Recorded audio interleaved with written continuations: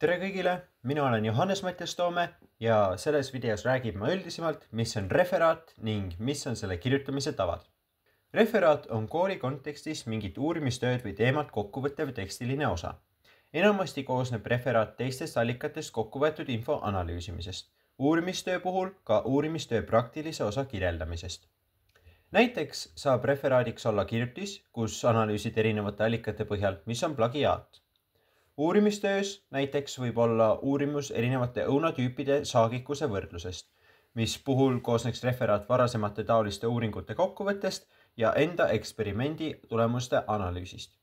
Referaati, eriti teoreetilises osas teiste kirjutisi edasi andes, tuleb kindlasti silmas pidada viisi, kuidas sa sellest kirjutad. Referaadis on kirjutamiseks 3 viisi. Refereerimine on referaatides enim kasutatud kirjutamisviis. Põhimõtteliselt on see mingi teise autori teksti kokkuvõtmine omaenda sõnadega. Näiteks, kui referaadi teemaks on õunasortide saagikus ja keskendudes näiteks Krügeri tuviõunale, leidsin ma internetis selle kohta infot Rebase talu veebilehelt. Siin on kirjeldatud Krügeri tuviõuna järgnevalt. Krügeri tuviõun. Väga hea omapärase maitsega, vähese happesusega suvine dessertõun. Üks maitsvamaid Eestis. Võiks kindlasti olla koduaias. Valmib augusti keskpaigas, valmib järk-järgult, tänu millele saab tarbida mitu nädalat. Õunad on koonilised, kollakas valged, päikese poolt joonelise roosa punaga. Sobib maitsvaks kompotiks, aga ka mahlaks ja moosiks kuivatamiseks. On vastuvõtlik puuvilja mädanikule ja kärntõvele. Hakkab vara vilja kandma. Puu on keskmise kasvuga, oksad väljuvad terava nurga all ja seal võivad arenema hakata tüvehaigused, märgadel muldadel oht haigestuda viljapuu tüvevähki. Vajab viljakat mulda. Saagikus hea, kipub kandma perioodiliselt. Talve kindlus rahuldav, kuid noorelt võib olla külmaõrn. Seda refereerides kirjutaksime me näiteks. Krügeri tuviõun on tihti perioodiliselt augusti keskpaigas valmiv õunasort. Puu hakkab vara vilja kandma, kuid on vastuvõtlik haigustele, nagu puuviljamädanik, kärntõbi ja tüvepähk. Nagu näha, andsime me refereerides edasi enda referaadiks olulise info, ilma sõna-sõnalt seda ümber kirjutamata. Lisaks peab alati ka lõppu panema viite, kus see info pärineb, kuid viitamisest täpselt räägime sama sarjas sellele eraldi keskenduvas videos. Teine referaadis kirjutamise viis on tsiteerimine. Tsiteerimine on kellegi öeldu või kirjutatu sõna-sõnaline ümberkirjutamine. Tsitaadi märgistamiseks pannakse tsitaat jutumärkide vahele. Näiteks, jätkates samal õunasordi teemal, võiks ka Krügeri tuviõuna kohta olevat infot tsiteerida nii. Rebase talu hinnangul on Krügeri tuviõun väga hea omapärase maitsega, vähese happesusega suvine dessertõun, üks maistvamaid Eestis. Sobib maitsvaks, kompotiks, aga ka mahlaks ja moosiks kuivatamiseks. Sellest tsitaadist saab hästi välja tuua tsiteerimise peamised omadused just referaadis. Esiteks, kirjutatakse tsitaat välja täpselt nii, nagu see oli originaalses allikas, ehk tuleb säilitada ka kõik kirjavead ja kõnepruugid. Näiteks on minu näites toodud tsitaadis sõna maitsvamaid kirjutatud valesti kui maistvamaid, kuid kuna see oli allikas niimoodi, pean ka mina siin tsitaadis selle vormi säilitama. Teiseks oleme otsustanud tsiteerida samas tekstis olnud 2 lauset, mille vahel oli ka teisi lauseid. Et vältida sellest mitme tsitaadi tegemist, on tsiteerimisel võimalik märkida nii-öelda lausete vahele jätmist, kasutades selle märgistamiseks kas kantsulgude vahel olevat 3 punkti või kantsulgude vahel olevat 3 sidekriipsu. Kolmandaks, taoliselt refereerimisele tuleb tsitaadile viidata, kuid erinevalt refereerimisele, kus viide asub lause või lõigu lõpus, tuleb tsiteerimisel viide panna kohe peale jutumärke.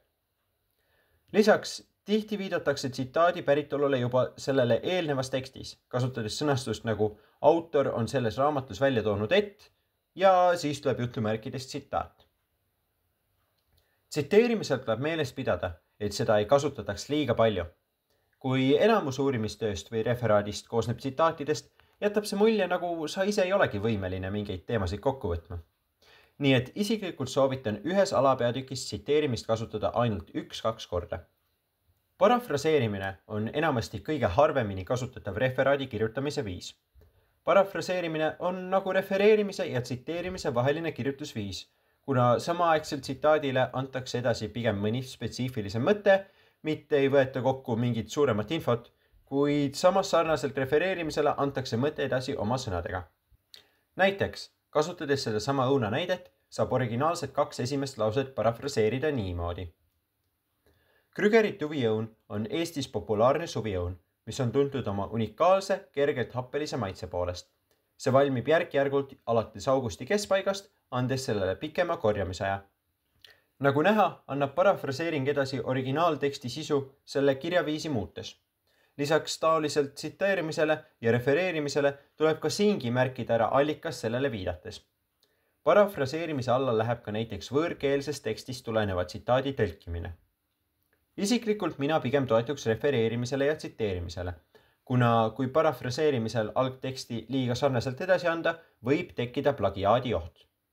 Eelneva 3 kirjaviisi juures olen ma pidevalt välja toonud, et tuleb viidata. Seda peab tegema, et vältida plagiaadi tekkimist.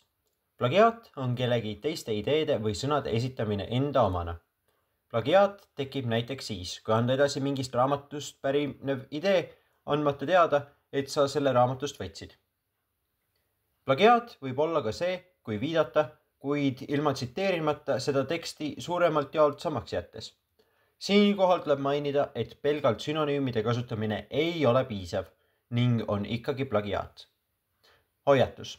Ka tehisintellekti ehk AI kasutamine läheb plagiaadi alla, kuna see on treeninud teiste inimeste tööde pealt, ilma neile viitamata. Ning isegi kui tehisintellektid nagu ChatGPT ei ole inimesed, peaks ka sellele viitama. Kuid ChatGPT ei ole ka kõige tugevam allikas, millest räägib ma rohkem selle sarja videos sisu vormistusest. Plagiaat ei ole aga see, kui anda edasi mingit muidu tuntud fakti, nagu näiteks Eesti asub Euroopa Liidus või õunte pikaks ajaks maha jätmine põhjustab nende mädanemise. Kuid kui sa kahtled, kas miski on laialt tuntud fakt või ei, võid sa alati igaks juhuks ikka viidata. Plagiaat on halb, sest kui sa seda teed, siis suure tõenäosusega ei võeta su referaati vastu ning parimal juhul pead sa lihtsalt uue referaadi tegema. Halvimal juhul, näiteks ülikoolis, võidakse sind aga koguni koolist välja visata. Referaadil peaks pealkiri olema võimalikult täpne. Ehk näiteks, kui uurimistöö on endiselt õunte kohta, võiks selle pealkiri olla Eestis kasvavate õunasortide saagikus. Kui aga näiteks teemaks oleks KAAGi 9.–10. klassi õpilaste õunasortide eelistus, võiks pealkiri olla õunasortide eelistus Gustav Adolfi gümnaasiumi 9. ja 10. klassi õpilaste hulgas. Samas, kui teema on üldiselt juba piisavalt täpne, võib pealkiri olla ka lihtsalt ühesõnaline. Näiteks plagiaati kirjeldav referaat võibki kanda nime plagiaat. Sellest on näha, et pealkiri võib olla ühe teema puhul lihtne ja lühike, kuid teise teema puhul aga pikk ja keeruline. Üldiselt koosnebki referaadi pealkiri 1 või 2 osast. Tavaliselt teemast ja uurimistöö puhul, kui on olemas, siis ka mingist sihtgrupist, millele uuring keskendub. Stiililt tuleb pealkirjas jätta meelde järgnevad 3 asja. Pealkiri algab suure tähega, pealkiri ei sisalda lühendeid ega poolitamist ning pealkiri ei lõppe punktiga. Sellest tulenebki see, et selle asemel, et Gustav Adolfi gümnaasium lühendada KAAGiks, peab kogu kooli nime välja kirjutama. Kokkuvõtteks, referaat on teiste kirjutatud kirjutistel põhinev kokkuvõtlik ning analüüsiv teos. Referaat esineb ka uurimistöös peamiselt selle teoreetilise osana. Referaadi kirjutamiseks on 3 viisi. Refereerimine ehk oma sõnadega kokkuvõtmine, tsiteerimine ehk kellegi öeldu sõna-sõnalt ümberkirjutamine ja parafraseerimine ehk mingi spetsiifilisema mõtte edasiandmine oma sõnadega. Referaadi kirjutamiselt tuleb alati viidata allikatele, kust ideed pärinevad, sest muidu võib tekkida plagiaat. Plagiaat on kellegi teiste ideede enda omana esitlemine ning selle tegemise tagajärgedeks võib olla referaadi annulleerimine ehk kehtetuks lugemine või ülikoolis ka näiteks ülikoolist välja viskamine. Lõpetuseks, referaadi pealkiri peab olema võimalikult täpne, tuues välja, millest referaadis kirjutatakse. Uurimistöö vaatest peab ka see välja tooma, mis koha ja või mis grupi omadusi uuritakse.